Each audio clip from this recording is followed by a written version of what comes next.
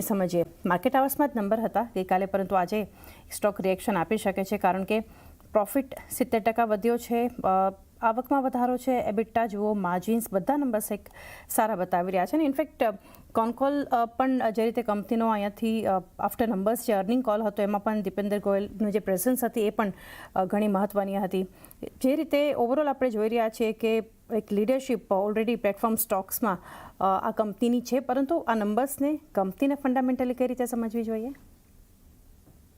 આપણે ઝોમેટોની વાત કરશું. હમણાં તો જેવી રીતના કાલે નંબર્સ આવ્યા એ પણ ઘણા સારા આપણને લેવલ્સ પર આપણે નંબર્સ આવતા આપણે જોઈ રહ્યા છે. જે રીતે રેવન્યુમાં અહીંયાથી આપણે સારો અહીંયા વધારો આપણે જોઈ રહ્યા છે. માર્જિન્સમાં પણ અહીંયાથી ઘણું સારું અહીંયાથી આપણે ગ્રોથ જોઈ રહ્યા છે. સ્પેશિયલી અગર આપણે જોઈશું તો કંપની ના જેટલા પણ જે ફૂડ ડિલિવરી જે બિઝનેસ છે, જેમનું મેઇન સેગમેન્ટ જ્યાંથી રેવન્યુ મેજરથી આવતું હોય છે, અગર આપણે સેગમેન્ટમાં જશું તો કંપનીનું સેગમેન્ટલ રેવન્યુ ગ્રોથ પણ ઘણું આ વખતે સારું રહ્યું છે. સાથે જ કંપનીનું જે ક્રોસ ઓર્ડર વેલ્યુ છે કંપનીનું એમાં પણ આ વખતે આપણને એક વધારો અહીંયાથી જોવા મળી રહ્યો છે. સાથે જ જે મંથલી જે ટ્રાન્ઝેક્શન્સ હોય છે, ટ્રાન્ઝેક્ટિંગ યુઝર્સ હોય છે કંપનીના, એમાં પણ આપણને આ વખતે સિક્વન્શિયલી અહીંયા ગ્રોથ જોવા મળ્યું છે.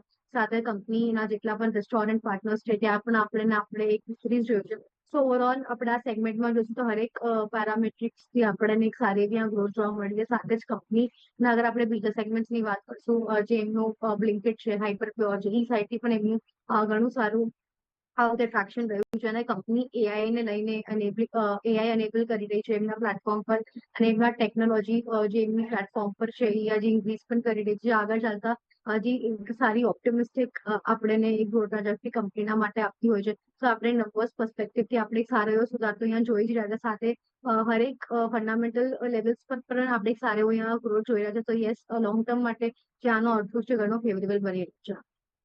લોંગ ટર્મ આઉટલુક તો ઘણું પોઝિટિવ પણ તો જોઈ રહ્યા છે ઇટરનલ માટે આજે નંબર્સ બાદ એક ત્યાં પણ એક ફોકસ રાખવાનું છે. એક